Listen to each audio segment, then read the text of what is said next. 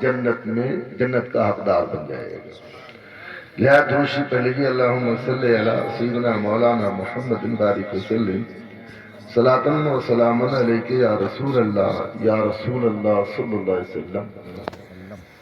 ہم پر آپ پہ سبھی حضرات پہ یہ اثر من الشمس ہے کہ ہمارے آپ کے سر پہ جو مہینہ سایہ فگن ہے اس مہینے کا نام شعبان المعظم ہے، اور عرف میں اس مہینے کو شب برات کا مہینہ کہتے ہیں۔ بعض علاقے میں قرآن خوانی والا مہینہ بھی کہتے ہیں، بعض علاقے میں روح کے آنے والا مہینہ بھی کہتے ہیں۔ ویسے ہم لوگوں کے علاقے میں اسے شعبان المعظم اور شب برات کا مہینہ کہتے ہیں۔ حضور اکرم رسول مکرم صلی اللہ علیہ وسلم ارشاد فرماتے ہیں کہ رمضان شریف کے روزے کے بعد سب سے افضل اور سب سے بہتر روزہ جو ہے وہ محرم الحرام کا ہے، یعنی اسلامی سال کے پہلے مہینے کا۔ لیکن رمضان شریف کے بعد، یعنی رمضان شریف کے علاوہ آقا علیہ السلام جس مہینے میں سب سے زیادہ روزہ رکھتے تھے وہ مہینہ شعبان المعظم کا ہے، جو ہم لوگوں کے سروں پہ سایہ فگن ہے، جس کی آج 12ویں تاریخ ہے۔ اس مہینے میں حضور علیہ السلام کثرت کے ساتھ روزہ رکھا کرتے تھے۔ ام المومنین سیدتنا عائشہ صدیقہ رضی اللہ تعالی عنہ ارشاد فرماتی ہیں کہ حضور علیہ السلام ماہ شعبان میں اس قدر روزہ رکھتے تھے کہ میں یہ گمان کرنے لگتی تھی، میں یہ سوچنے لگتی تھی کہ شاید کہ رمضان شریف کی طرح شعبان المعظم کا بھی روزہ فرض یعنی کمپلسری ہو گیا۔ پھر حضور علیہ السلام ایک دو دن غیب کر دیتے تھے، ایک دو دن افطار یعنی کھا لیتے تھے۔ تو ماں عائشہ فرماتی ہیں کہ میں سمجھ جاتی تھی کہ ماہ رمضان کی طرح ماہ شعبان کا روزہ فرض نہیں ہوا ہے۔ لہذا ہمیں اور آپ کو بھی چاہیے کہ ہم اور آپ نفلی روزے کا اہتمام کریں۔ یہ رمضان شریف کا روزہ جو ہے وہ فرض ہے، کمپلسری ہے، اور رمضان شریف کے روزے کے علاوہ خواہ وہ رجب المرجب کی 26ویں 27ویں کا روزہ ہو یا شعبان المعظم کے 14ویں اور 15ویں کا روزہ ہو یا ذوالحجہ کی 9ویں تاریخ کا روزہ ہو یا محرم الحرام کی 1 سے لے کے 10ویں تک یا 9ویں یا 10ویں کا روزہ ہو یا اور بھی روزے ہیں، یہ سب نفلی روزے یعنی آپشنل روزہ ہے، لیکن رمضان شریف کا روزہ فرض یعنی کمپلسری ہے۔ میرے پیارے بھائی، نفلی روزے کے ضمن آقا کریم رؤوف الرحیم طٰہٰ و یاسین صلی اللہ علیہ وسلم ارشاد فرماتے ہیں کہ جو اللہ تعالیٰ کو راضی کرنے کے لیے سے، اللہ تعالیٰ کو خوش کرنے کے لیے سے جو ایک روزہ رکھے گا، اللہ تعالیٰ اسے جہنم سے اتنا دور رکھے گا جتنے دور کا سفر 70 سال میں طے کیا جائے۔ آپ خود جائزہ لے لیں، غور کر لیں کہ ایک دو دن ہم لوگ چلے تو کہاں سے کہاں چلے، ہفتے 2 ہفتے چلے تو جھارکھنڈ سے نکل کر کے بہار پہنچ جائیں۔ کیرل کا ایک ہوشمند عقل مند جس کا نام محمد صاحب تھا، وہ 6 مہینے کا ٹارگٹ بنایا کہ 6 مہینے میں ہم کیرل سے کعبہ شریف میں پہنچ جائیں۔ اس سے پہلے وہ پیدل چل کے پہنچ گیا اب حضور علیہ السلام ارشاد فرماتے ہیں کہ جو اللہ کو راضی کرنے کے لیے سے ایک روزے رکھے گا، اللہ تعالیٰ سے جہنم سے، دوزخ سے، نرک سے اتنا دور رکھے گا جتنے دور کا سفر 70 سال میں طے کیا۔ اب 70 سال تک بندہ پیدل چلتا رہے گا تو کہاں سے کہاں چلا جائے گا، یعنی کافی دور چلا جائے گا۔ ویسے ہی جو اللہ کو راضی کرنے کے لیے سے ایک روزہ رکھے گا وہ جہنم سے کافی دور ہو جائے گا۔ دوسری حدیث پاک ہے، تاجدار مدینہ سلطان باقرینہ فیض گنجینہ صاحب معطر و معمر پسینہ باعث نزول سکینہ صلی اللہ علیہ وسلم ارشاد فرماتے ہیں کہ جو اللہ تعالیٰ کو راضی کرنے کے لیے سے، یعنی اللہ تعالیٰ کو خوش کرنے کے لیے سے، اللہ تعالیٰ کی رضامندی اور خوشنودی حاصل کرنے کے لیے سے جو ایک روزہ رکھے گا، اللہ تعالیٰ اسے جہنم سے اتنا دور رکھے گا، اتنا دور رکھے گا جتنا کہ زمین سے آسمان دور ہے، یا آسمان سے زمین، زمین سے بادل قریب ہے، زمین سے سورج قریب ہے، زمین سے چاند قریب ہے، یہ تارے ستارے اسٹار زمین سے قریب ہے، لیکن زمین سے آسمان کافی دور ہے اور آسمان سے زمین کافی دور ہے۔ ویسے جو اللہ کو راضی کرنے کے لیے سے ایک روزہ رکھے گا وہ جہنم سے کافی دور ہوگا۔ آج 12ویں تاریخ، کل 13ویں تاریخ، پرسوں 14 اور پھر 15۔ آپ کامل و اکمل ارادہ کر لیں، جتنے لوگ بھی جناب عبدال صاحب کے یہاں تشریف فرما ہے، ان کے مہمان بنے ہوئے ہیں، ان سبھی حضرات سے گزارش ہے یا مائک کے ذریعے ہمارے کوئی اسلامی بھائی یا اسلامی بہنیں سن رہے ہیں یا سن رہی ہے، ان سے گزارش ہے کہ ایک ذہن بنا لیجیے کہ ہمیں شعبان المعظم میں چند روزہ اور خاص طور سے 14ویں اور 15ویں کا روزہ رکھنا ہے۔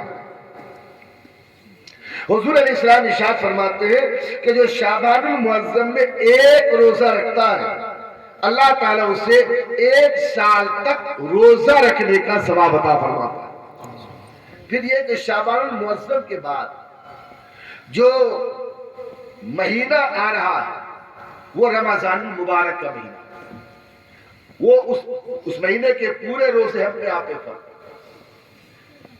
یہ جو ایگزام ہوتا ہے نا، امتحان، تو ایگزام اور امتحان سے پہلے پریکٹیکل ہوتا ہے، پریکٹس کرایا جاتا، مشق کرایا جاتا۔ اسی طرح میرے پیارے بھائی، یہ شعبان المعظم کے مہینے میں 1-2 روزہ رکھ کر کے، 1-2 روزہ رکھ کر کے آپ ٹیسٹ کر لیں، پریکٹس کر لیں، مشق کر لیں کہ ماہ رمضان کا روزہ ہمیں کس طرح رکھنا ہے اور کس طرح ہمیں ماہ رمضان کے روزے کو ایڈجسٹ کرنا ہے، اس کا خاص خیال ہے۔ دوشی پڑھی اللہم صلی صلاۃ و سلام علیک یا رسول اللہ، یا رسول اللہ صلی اللہ علیہ وسلم۔ میرے پیارے بھائی، وہ صرف یہ نہیں کہ آپ روزہ رکھیں، بلکہ شعبان المعظم میں ایک رات، ایک شب، ایک نائٹ، یوں سمجھ جائیے پوری رات برکت والی ہے، رحمت والی ہے، سعادت والی ہے، فضل والی ہے۔ اور وہ رات جو ہے شعبان المعظم کی 15ویں رات ہے۔ یوں تو ہر رات، ہر شب مغرب کی نماز رات میں ہوتی، مغرب کی نماز رات میں ہوتی اور فجر کی نماز صبح میں ہوتی۔ تو مغرب کی نماز کے وقت سے لے کر صبح صادق سے پہلے پہلے رات ہے، صبح صادق سے پہلے پہلے رات ہے۔ حضور علیہ السلام ارشاد فرماتے ہیں کہ ہر رات اللہ تعالی رات کے آخری حصے میں، جس کو عام طور پہ لوگ تہجد کا وقت کہتے ہیں، ویسے تہجد کے لیے ضروری نہیں ہے کہ 12 بجے یا 2 بجے کے بعد آپ کیا کہتے ہیں تہجد کی نماز کو. ان دنوں 7:30 بجے عشاء کی اذان ہوتی ہے. کوئی گھر آیا کھانا کھایا 9 بجے سو گیا، اور 9:30 بجے اس کی نیند ٹوٹی، اب وہ وضو کیا تہجد کی نماز ہو جائے. لیکن عموماً صوفیہ رات کے آخر حصے میں تہجد کی نماز پڑھنے کو ترجیح دیا کرتے تھے، اور آج بھی ترجیح دیا کرتے ہیں. یہ سلوک کا بات، یہ طریقت والی بات ہے میری پیاری، اور پھر وہ بھی طریقت والی بات ہے تو اس کا مطلب ایک شریعت سے الگ ہے، بلکہ بالکل شریعت کے دائرے میں ہے، حدود شرع میں ہے. تو حضور اسلام ارشاد فرماتے ہیں کہ روزانہ ہر شب ہر رات کے اخیر حصے میں اللہ تعالیٰ بندوں پہ خاص فضل فرماتا ہے، خاص کرم فرماتا ہے. اور اللہ تعالیٰ بندوں پہ خاص فضل یہ فرماتا ہے کہ بندوں سے کہتا ہے کہ ہے میرا کوئی بندہ جو مجھ سے دعا مانگے میں اس کی دعا کو قبول کر لوں، ہے کوئی میرا بندہ جو مجھ سے سوال کرے میں اس کے سوال کو پورا کر دوں، ہے کوئی میرا بندہ جو اپنا خالی دامن لے کر کے میرے سامنے آئے، اب میں اپنا خالی دامن میرے سامنے پھیلائے میں اس کے دامن کو اپنی رحمت سے اپنے فضل سے بھر دوں. تو یہ تو ہر رات اس سے جاری رہتا ہے. لیکن حضور اکرم رسول مکرم پیغمبر اعظم نیر اعظم ہادی اعظم نور مجسم شاہ بنی آدم نبی محتشم صلی اللہ علیہ وسلم ارشاد فرماتے ہیں کہ شعبان المعظم کی 15ویں رات جیسے ہی شروع ہوتی، 15ویں شعبان المعظم کی 15ویں رات جیسے شروع ہوتی ہے اور جب تک رات رہتی ہے، یعنی رات کے اخیر وقت تک یا اخیر منٹ اخیر سیکنڈ تک اللہ تعالیٰ فضل فرماتا رہتا ہے، اللہ تعالیٰ خاص کرم فرماتا رہتا ہے. اللہ تعالیٰ فرماتا ہے کہ ہر کوئی میرا بندہ جو شعبان المعظم کے مہینے میں شعبان المعظم کی 15ویں رات کو مجھ سے سوال کرے میں اس کے سوال کو پورا کر دوں، ہے کوئی میرا بندہ جو دعا کرے میں اس کی دعا کو قبول کر لوں، ہے کوئی میرا بندہ جو اپنا خالی دامن لے کر کے میرے سامنے پھیلائے میں اس کے دامن کو رحمت سے بھر دوں، ہے کوئی میرا بندہ جو اپنی جائز حاجت، جائز ضرورت، جائز مراد، جائز مقصد، جائز ٹارگیٹ کو لے کر کے میرے سامنے پیش کرے اب میں اس کے جائز ٹارگیٹ میں کامیابی عطا کروں. لہذا وہ رات کل سوموار ہے، منگل کا دن گزرنے کے بعد وہ رات آنے والی ہے. لہذا اس رات کو آپ سبھی حضرات غنیمت جانیں، گولڈن چانس جانے، شبھ اوسر جانے، محبوب موقع جانے.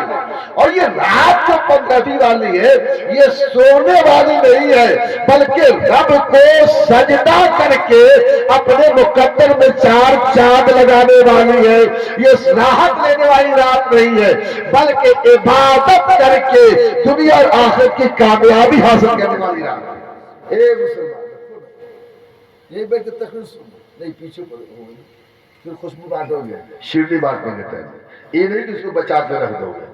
درشی پر اللہ سیدنا مولانا محمد بارک وسلم صلاۃ و سلام علیک یا رسول اللہ صلی اللہ علیہ وسلم. تو پیغمبر اعظم صلی اللہ علیہ وسلم پیارے دیوانوں آپ سب یہ ذہن بنا لیجئے کہ شعبان المعظم کی 15ویں رات کو ہم سوئیں گے نہیں بلکہ پوری رات عبادت. اب صوفیہ فرماتے ہیں کہ شعبان المعظم کی 14 تاریخ کو 14ویں تاریخ کے دن میں ہر کوئی کم از کم 4 گھنٹہ سو.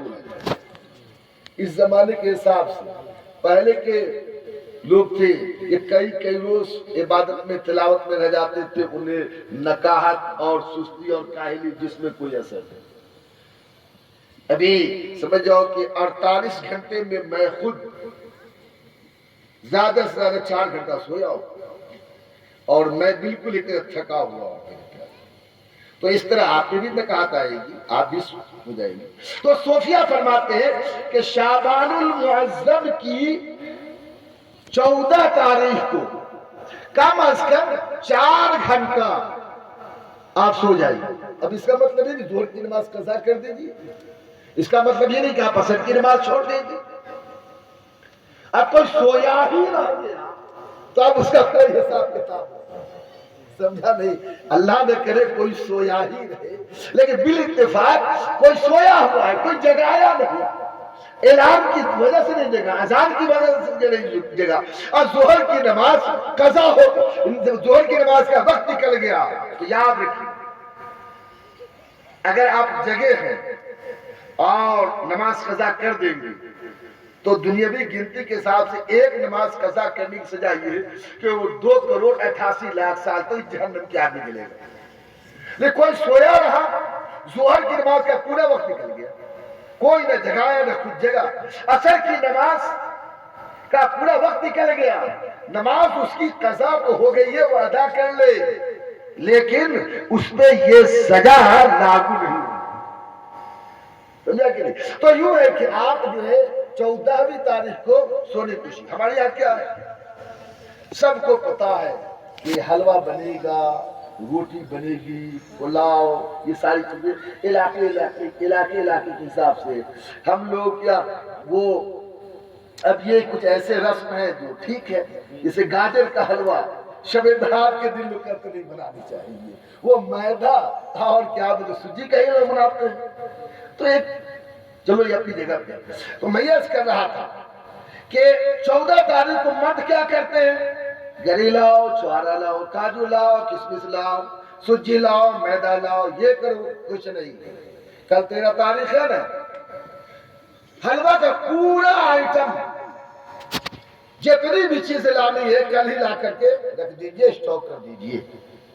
13 تاریخ کو 14 تاریخ کو آپ روزہ بھی رہے اور فجر کی نماز کے بعد اشراق کے بعد آپ جم کر کے 12 بجے تک سوئے رہے، کوئی مسائل کا اس میں نہیں ہے، کوئی دقت کی بات نہیں، سمجھا کہ نہیں؟ اس لیے کہ سو رہے نیت ہے کہ میں رات میں اللہ کی بات کروں گا، سمجھا کہ نہیں؟ یہ نیت آپ ہے۔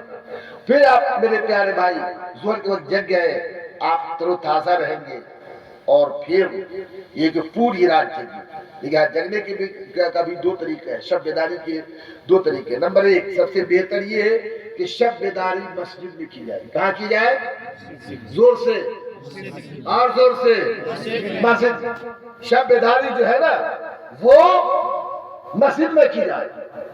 پھر مسجد میں یہ بھی ہے کہ جب لوگ زیادہ پہنچ جاتے ہیں نا، خاطر نوجوان طبقہ کے لوگ تو ہو ہلا، شور شراب، افراتفری مچا دو۔ کہیں تو دیکھتا ہوں نا کہ تراویح میں مسجد کو بعض نوجوان پہلی رکعت میں قصاب محلہ یا مچھلی کی مارکیٹ بنا دیتے ہیں۔ خیر نوجوان بناتے ہیں، لیکن کسی کو یہ حق حاصل نہیں ہے کہ ان نوجوانوں پہ سختی کرے، یا ان نوجوانوں کو برا بھلا کرے، یا ان نوجوانوں کو گالی دے، یا ان نوجوانوں کو ڈانٹے، بلکہ ان نوجوانوں کو پیار بھرے، محبت بھرے اور اچھے انداز میں اجتماعی طور پہ، انفرادی طور پہ سمجھانے کی کوشش کرے۔ لوگ سمجھانے کی جگہ پہ اس طرح ڈانٹتے ہیں یا اس طرح اس کو بولتے ہیں کہ بعض نوجوان بچہ مسجد سے بھاگ جاتا ہے۔ اس کی کم عقلی ہے، عمر کا تقاضا ہے، بلد کا تقاضا ہے، جی شعور نہیں ہے، باشعور نہیں ہے، شور شرابہ کر رہا ہے۔ لیکن میرے پیارے بھائی اس کا مطلب یہ نہیں کہ آپ بالکل سختی کے ساتھ اور کرت انداز میں، گرفتار انداز میں اس کو ڈانٹے، مارے، یہ کرے، کچھ نہیں۔ حضور اسلام ارشاد فرماتے کہ جو مسجد میں آتا ہے وہ اللہ کا مہمان ہوتا ہے. آسان طریقے سے حکمت کے ساتھ ان نوجوانوں کو سمجھایا جائے کہ آپ یہ مسجد ہے شور شرابہ مت کی. اور رمضان شریف کی پہلی تاریخ کو دنیا بھر کے اندر نمازی بڑھ جاتے ہیں. پوری دنیا کے اندر نمازی بڑھ جاتے ہیں. حد تو یہ ہے کہ رمضان شریف کی پہلی تاریخ کو خانہ کعبہ میں حرم شریف میں اب مسجد نبوی شریف میں بھی نماز سمجھا کہ نہیں آپ؟ اب ہوتا کیا ہے کہ جب رمضان شریف کی پہلی تاریخ کو نئے نمازی آئیں گے نا تو پرانے نمازی اس کو اوپر ترچھی نگاہ کے اوپر نیچے تک پہلے تو اس کو ایسی نظر سے دیکھے گا کہ نیا نمازی سوچے گا کہ اللہ نے کرے اس کا نظر بد ہم پہ اثر کر وہ محاوضتی پڑھنا شروع کر دے گا. سمجھا کہ نہیں کہ نظر بد اثر نہ کرے. اس کے علاوہ کچھ لوگ کیا کہہ دیتے ہاں آ گیا ہے وہ کنویں کا برساتی میڈک نکل گیا برساتی میڈک آ گیا. یہ کہنا جائز نہیں ناجائز اللہ اسے ناراض ہے. آپ کس کو کہہ رہے ہو؟ ضروری نہیں کہ ہم نماز پڑھتے ہیں تو ہم کتب ابدال غوث بن چکے ہیں میرے پیارے بھائی. ہو سکتا ہے کہ اس کا ایک سجدہ میرے تمام سجدوں سے بہتر. وہ بنی اسرائیل کہ ایک بزرگ ایک جگہ بیٹھے ہوئے تھے. اب بادل کا ٹکڑا ان پہ چھتری کر دیا تھا چھاتا بنا ہوا. اور بنی اسرائیل کا ایک اوباس بدماش بدنام زمانہ آدمی ادھر سے گزر رہا تھا. دیکھا کہ میں ایک بندہ ہوں کہ دھوپ کی گرمی سے پریشان ہوں پسینے سے سرابور ہوں اور ایک اللہ کا بندہ بیٹھا ہوا ہے جس کے پاس اوریجنل چھتری نہیں ہے سایہ نہیں ہے بلکہ وہ ان پہ بادل کا ٹکڑا سایہ کیا ہوا ہے.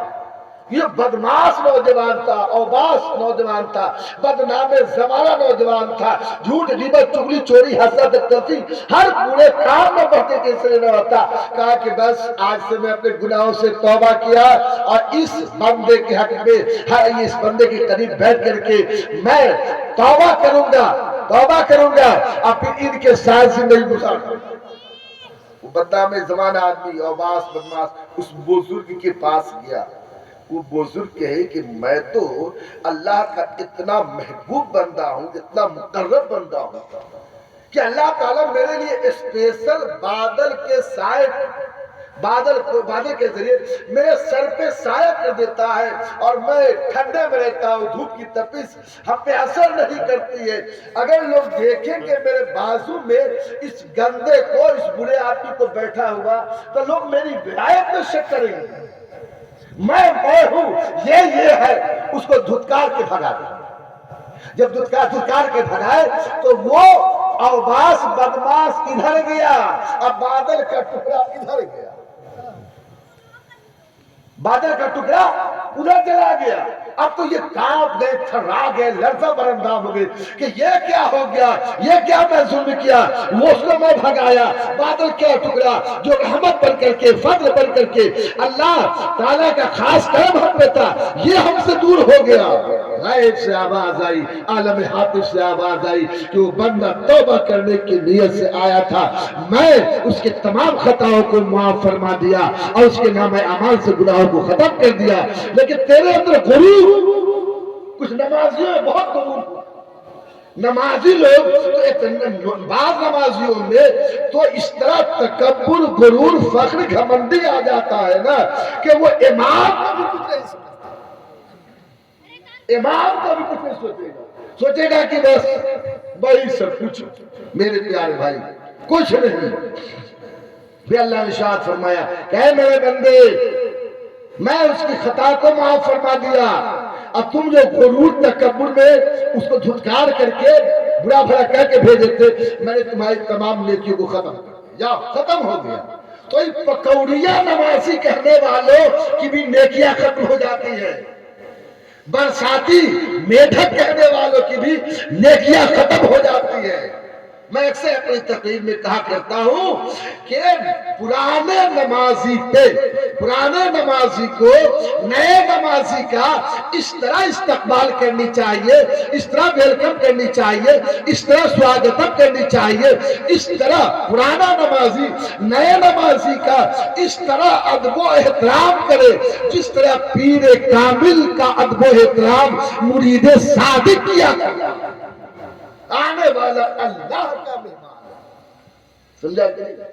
تو اس لیے پوری رات عبادت میں، تلاوت میں، تسبیح میں، تقدیس میں آپ گزارے میرے پیارے بھائی۔ اور پھر یہ ہے کہ جگنے کی دو جگہ، ایک جگہ ہے مسجد، چلے جائیں اگر وہاں خشوع خضوع اور آپ کا دل نہیں لگ پا رہا ہے کسی وجہ کے تحت، تو پھر یہ ہے کہ آپ جس کمرے میں سوتے ہیں، جس پلنگ پہ، جس بیڈ پہ، جس چوکی پہ سوتے ہیں، سب سے پہلے اس کا گدا نکال دیجیے۔ بیڈ کا گدا ہے نا، پلنگ کا گدا نکال دیجیے۔ اس لیے گدا رہے گا تو گدے پہ جمپنگ ہے، سمجھا نہیں؟ اگرچہ پھر وہ لیوا کیا کہتے ہیں صاحب، لیدرا کہتے ہیں نا، اگر لیدرا وغیرہ ہے تو کوئی دقت نہیں، لیکن اگر گدا ہے تو اس کو نکال دو۔ صوفیہ فرماتے ہیں کہ تکیہ کو ہٹا دو، اوڑھنے والی چادر ہٹا دو، وہ کیا کہتے ہیں کمبل ہٹا دو، لحاف رضائی ہٹا دیجئے، اور اپنے پلنگ، اپنے چوکی کو یا اپنے کمرے کو بالکل مسجد کی طرح سجا دیجئے، اور پاک صاف آپ اس پہ یہ کیا کہتے ہیں کوئی پاک صاف اس پہ آپ چادر بچھا دیجئے، اور چادر بچھا کر کے پوری رات عبادت میں گزار دیجئے۔ جگیں گے آپ لوگ پوری رات؟ میرے پیارے بھائی دوستو، پوری رات ہمارے کوئی گنجائش نہیں۔ کتنے رسول میں پوری رات میں بس 12 بجے، کچھ لوگ کیا کرتے ہیں کہ 12 بجے تک سوتے ہیں اور 12 بجے کے بعد جگتے ہیں۔ خیر کوئی دقت نہیں ہے بھائی، اتنا بھی تو کرتا ہے، کچھ تو ایسا ہے قسمت کا چھوٹا کہ اتنا بھی نہیں کرتا۔ لیکن سنیے، پوری رات تک، یہ پوری رات مغرب سے لے کر فجر تک جگے رہی، کوئی مشکل کا کام نہیں۔ ہمارے آپ کے گھر پہ جب شادی ہوتی ہے بیٹا یا بیٹی کی، تو شادی کی تیاری میں لوگ عبد بھائی صاحب لوگ جگتے ہیں کہ نہیں؟ پوری رات جگ جاتے ہیں شادی کی تیاری میں، جگتے ہیں کہ نہیں؟ اب کہیں گے کہ شب رات میں کیسے جگیں؟ یہ نوجوان لوگ کرکٹ کھیلنے کے چکر میں پوری رات جگتا ہے، پوری رات جگ جائے گا۔ شب برات میں، شب قدر میں کیسے جگوں گا؟ ہارٹ اٹیک کر جائے گا۔ ارے ہارٹ اٹیک نہیں کرے گا، تیرا ہارٹ اٹیک کرنے والا ہوگا تو شب برات کی دعا کے ذریعے صحیح ہو جائے گا، بہتر ہو جائے گا، قسم سے کہتا ہوں۔ سمجھا کہ نہیں؟ اسی طرح کرکٹ میں کئی راتیں جگ جاتے ہیں، شادی کے دن جگ جاتے ہیں۔ ہم لوگ کے یہاں عید کے روز یعنی چاند نظر آ جانے کے بعد سے وہ محلے کے سجانے میں محلے کے نوجوان پوری رات، وہ دن میں کیا عید منائے گا کہ رات ہی میں پودا مچائے گا۔ شب برات میں بھی آپ جگیے، شب قدر کا بھی آپ اہتمام کیجئے میرے پیارے بھائی۔ اس طرح بہت سارے لوگ جلسہ کرانے والے، جلسے میں جانے والے بھی رات گزار دیتے ہیں، گزارتے ہیں کہ نہیں؟ پوری رات جگ جاتے ہیں۔ تو یوں ہے کہ جب آپ کرکٹ کے لیے، جلسے کے لیے، شادی کے موقع پہ یا دیگر موقع پہ پوری رات جگ سکتے ہیں، شب بیداری کر سکتے ہیں، تو وہ رات جس رات میں جگنے اور دعا کرنے کی حضور علیہ السلام کی حدیث پاک ہو، اس رات میں غلامان رسول کیوں نہیں جگے گی؟ ادھر پوری رات جگیے، جہاں سنیں۔ پھر یہ کہ جگنے کا مطلب یہ نہیں کہ روڈ پہ ساتھیوں سے بات کیجیے، چبوترے پہ بات کیجیے، چائے پینے میں گزار دیجیے، بالکل سکیے نہیں کہ ایک روز موبائل کو بھی الگ کر دوں گا میں، ایک اس رات موبائل کو الگ بکسے میں ڈال دیں گے تاکہ کوئی چرائے ورائے نہیں، اس کو چھوڑی بھی کوئی کرے اٹھے گا نہیں، ایسے بھی کوئی چھوٹا ہوتا نہیں ہے بھائی میرے پیارے بھائی۔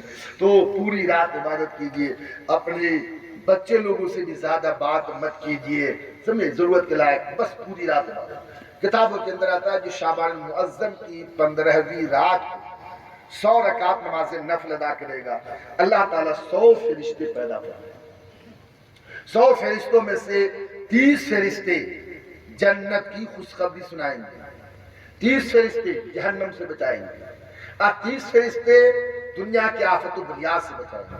کتنا بچ گیا؟ کتنے بچے؟ 10۔ حضور کتابوں کے اندر آتا ہے کہ 10 فرشتے شیطان کے مکروہ فعل سے بچائیں گے۔ ابھی 100 رکعت نماز حافظ عالم صاحب کی کیا ہوگا؟ لوگ سوچتے ہیں 50 رکعت نہیں پڑھتے، صرف ذہن بنانا ہے حافظ عالم صاحب، صرف ذہن بنانا ہے۔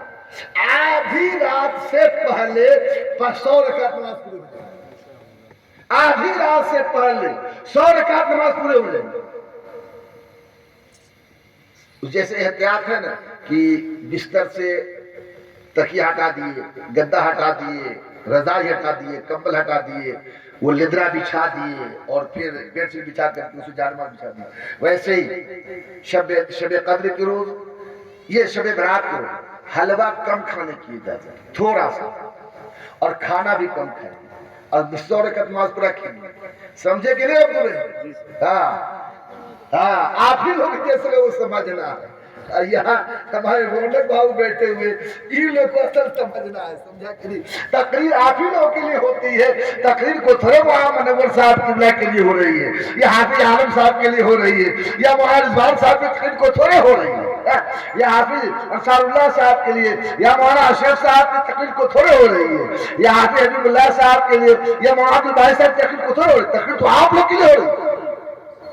100 رکعت نماز آدھی سب سے پہلے کیسے ادا کریں؟ آپ عشاء کی نماز کے بعد مسجد میں یا اپنے کمرے میں 10 رکعت نماز ادا کی، زیادہ نہیں، 10 رکعت۔ اس کے بعد آپ 100 مرتبہ درود شریف پڑھیں، اور گنجائش ہو تو اسی کمرے میں، یہ چوکی برابر ہے، چوکی پہ ہی ٹہل کر کے گھوم کے آپ 100 مرتبہ درود شریف پڑھیں، ٹہل کر۔ اس کے بعد فوراً پھر 10 رکعت، پھر 100 مرتبہ لا الہ الا اللہ محمد رسول اللہ، لا الہ الا اللہ محمد، یہ ٹہل کر، پھر 10 رکعت۔ اس کے بعد استغفر اللہ ربی من کل ذنب واتوب الیہ، پھر 10 رکعت۔ کیا رکعت ہو گیا؟ 40 ہو گیا۔ اس کے بعد لا حول ولا قوت الا باللہ العلی العظیم، پھر 10 رکعت اشہد ان لا الہ الا اللہ وحدہ لا شریک لہ واشہد ان محمدا عبدہ ورسولہ۔ 10 رکعت پڑھتے رہیے، اور 100 رکعت 100 مرتبہ ٹہل کے تسبیح پڑھتے رہیے۔ زمانے کے حساب سے میرے پیارے بھائی، جیسا ہم لوگ کا کھاتے پیتے اور جس طرح کا معاملہ ہے، ٹہلنا بھی ضروری ہے۔ اس فارمولے پہ عمل کیا تو 100 رکعت نماز انشاءاللہ 12 بجے سے پہلے ہوگا کہ نہیں؟ اذان دوشی اللہ